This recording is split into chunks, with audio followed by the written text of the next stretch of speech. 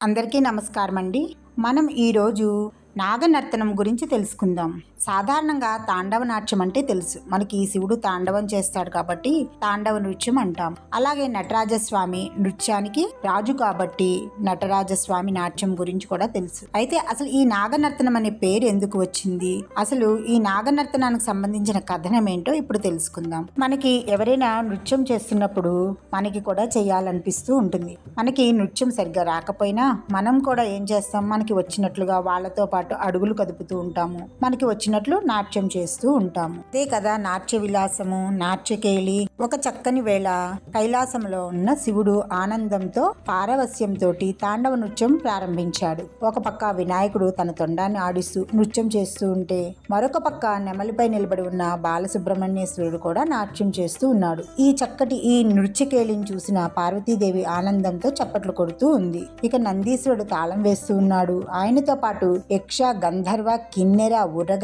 పన్నగ, సిద్ధ, అప్సర, విద్యాధరాది దేవతలంతా కూడా నృత్యం చేస్తూ ఉన్నారు. ఆ స్వామి యొక్క పద విన్యాసాన్ని చూసి, ముద్రలాఘవం చూసి, చరణ, కటి, భుజ, గ్రీవాల కదలికతోటి వారందరూ కూడా ఆ నృత్యాన్ని చూస్తూ ఆనందంతో పరవశించిపోతూ ఉన్నారు. అక్కడ ఉన్న వాళ్ళంతా కూడా శివుని యొక్క నృత్యాన్ని చూడాలో తెలియట్లేదు. శివుడు ఆ నృత్యానికి తగ్గట్లుగా తన చేతులని అటు ఇటు కదుపుతుంటే ఆ చేతుల కదలికను చూడాలో తెలియక అచేతనంగా అలా ఉండిపోయారు. ఇక్కడ ఇలా కైలాసంలో శివుడు తాండవ నృత్యం చేస్తున్నాడు అన్న విషయము వైకుంఠంలో ఉన్న విష్ణు భగవానుడికి తెలుస్తుంది. ఎందుకంటే ఎంతో కాలంగా శివ తాండవ నృత్యాన్ని తిలకించాలని ఆశపడుతూ ఉంటాడు విష్ణు భగవానుడు. పరమేశ్వరుడు నృత్యం చేస్తున్న సంగతి తెలుసుకున్న విష్ణు భగవానుడు పరుగు పరుగున తన వాహనమైన గరుడ వాహనంతో కైలాసానికి చేరుకుంటాడు. అప్పుడు పరమశివుడు మెడలో ఉన్న సర్పము ఆ గరుత్మంతుడిని చూడగానే, ఓ గరుడా కుశలమా అని అడుగుతుంది. ఆ సర్పం యొక్క దర్పాన్ని చూడగానే గరుత్మంతుడికి హేళనతో కూడిన నవ్వు వస్తుంది. సర్పానికి బాగా గర్వం తలకెక్కింది అనుకుంటాడు. శివుని మెడలో ఉండటం వల్లనే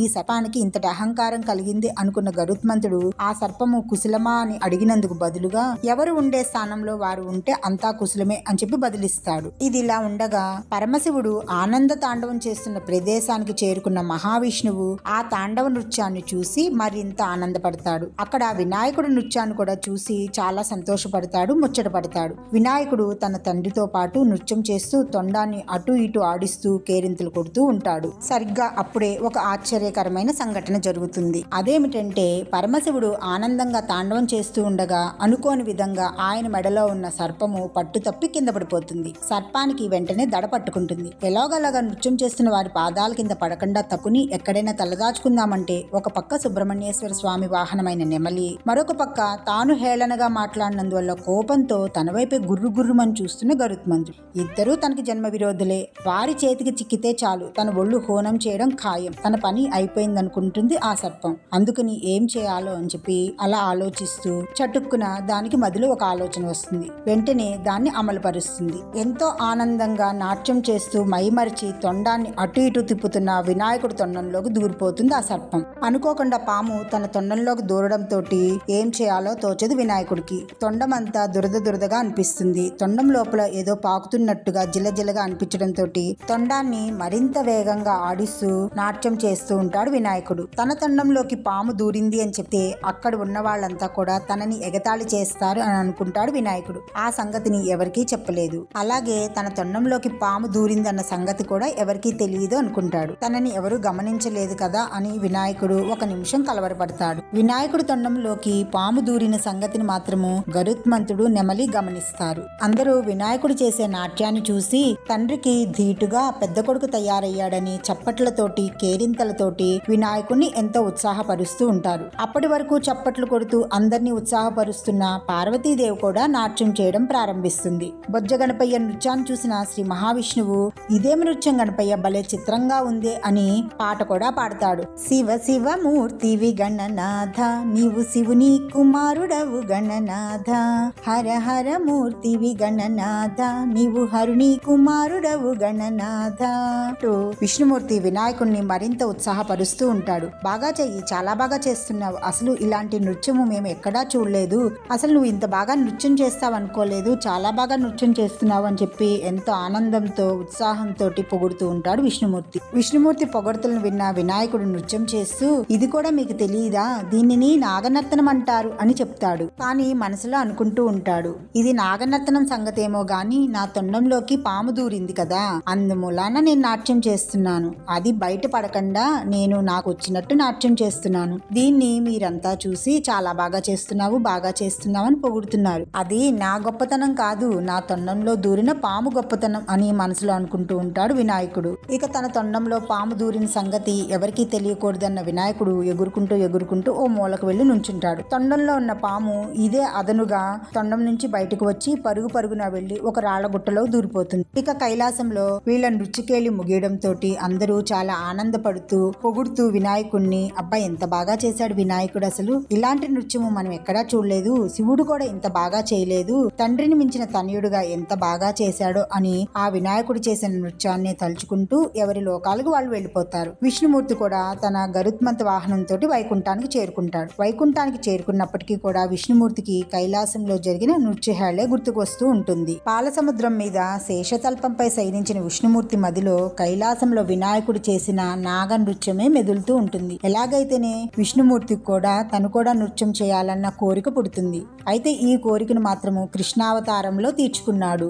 నాడు కైలాసంలో వినాయకుడు నాగనృత్యం చేస్తున్నట్లుగానే ఆ స్వామి కూడా అంటే కృష్ణుడు కూడా నాగనర్తనం చేసి సంతోషించాడు. ఎలాగంటే శ్రీకృష్ణ అవతారంలో కాళీయ మర్దనం ద్వారా విష్ణుమూర్తి నాగనర్తనం కోరికను తీర్చుకున్నాడు. ఇప్పుడు ఆ కథ ఏంటో చూద్దాం. కశ్యప ప్రజాపతి భార్యలలో కద్రువకి సర్పాలు సంతానంగా జన్మిస్తాయి. కద్రువకి జన్మించిన సర్పాలలో వాసుకి, శేషుడు, తక్షకుడు, కర్కోటకుడు, ధనుంజయుడు, కాళీయుడు ముఖ్యులు. కాళీయుడు మరికొన్ని పాములతో కలిసి రమణక ద్వీపం అనే ద్వీపంలో నివసిస్తూ ఉంటాడు. ఆ ప్రాంతము ఎంతో సురక్షితం అయినప్పటికీ కూడా అక్కడ ఉండే పాములు గరుత్మంతుడి బారి నుండి తప్పించుకోలేకపోతూ ఉండేవి. చివరికి పాములన్నీ కలిసి గరుత్మంతుడితోటి ఒక ఒప్పందాన్ని కుదుర్చుకుంటాయి. ఆ ఒప్పందం ప్రకారము రమణక ద్వీపంలోని పాముల కుటుంబాలలో రోజుకొక కుటుంబం నుంచి ఎన్నిక చేయబడిన పాము గరుత్మంతుడికి ఆహారం కావాలి. అది నియమం. ఆ పద్ధతి ప్రకారం ఒకరోజు కాళీయుడు వంతు వస్తుంది. అయితే కాళీయుడు గరుత్మంతుడికి ఆహారం కావడానికి అంగీకరించడు. అతన్ని ఎదిరించి తన విషపు కోరలతోటి గరుత్మంతుడిని బాధించి అక్కడి నుంచి పారిపోతాడు. చివరికి దిక్కుతోచిన కాళీయుడు కాళింది మడుగులో దాక్కుంటాడు. ఫలితంగా గరుత్మంతుడు కాళీయుడిని ఏమీ చేయలేక వెనుదిరుగుతాడు. ఎందుకంటే కావాలని చెప్పే కాళీయుడు కాళింది మడుగులో దాక్కుంటాడు. ఎందుకంటే గరుత్మంతుడు కాళింది మడుగులోకి అడుగు పెట్టడానికి వీల్లేదు. దీని వెనుక ఒక కారణం ఉంది. పూర్వము సౌబరి అనే మునీశ్వరుడు కాళింది మడుగు ఒడ్డును తపస్సు చేసుకుంటూ ఉన్నాడు. అప్పుడు అక్కడికి వచ్చిన గరుత్మంతుడు సౌబరి ముని ఎంత వద్దని వారిస్తున్నప్పటికీ ఆ మడుగులో ఉన్న ఒక పెద్ద చేపను పట్టుకుని తినబోతుండగా ఆ చేప భార్యలు ఏడ్చుకుంటూ వచ్చి తమను రక్షించమని చెప్పి ఆ మునిని వేడుకుంటారు. వారి ప్రార్థనలు మన్నించిన ఆ ముని గరుత్మంతుడితోటి ఆ చేపరాజును వదిలిపెట్టమని అభ్యర్థిస్తాడు. కానీ గరుత్మంతుడు ఆ ముని మాటల్ని లెక్క చేయకుండా చేపరాజును భుజించేస్తాడు. దానితో కోపగించుకున్న సౌబరి ముని గరుత్మంతుడిని శపిస్తాడు. ఇకపై నువ్వు కాళింది మడుగును సమీపిస్తే నీకు మరణం తథ్యమని శపిస్తాడు.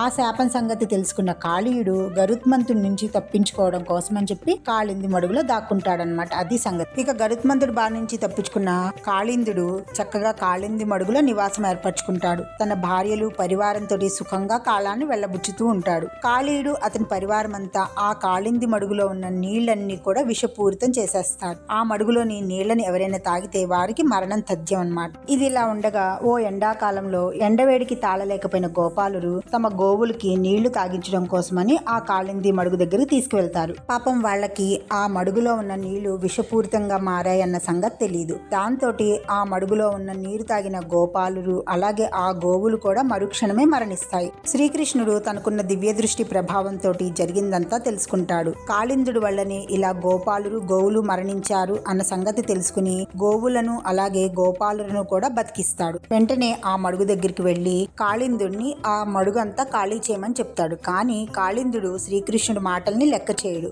ఇక ఆవేశంతో శ్రీకృష్ణుడు ఆ మడుగులోకి దూకి కాళీయుడు మదమంచాలనుకుంటాడు. ఇక శ్రీకృష్ణుడు ఆవేశంతో ఆ మడుగులోకి దూకుతాడు. వెంటనే ఆ మడుగులో దాగి ఉన్న కాళీయుడు విషజ్వాలల్ని విరజిమ్ముతాడు.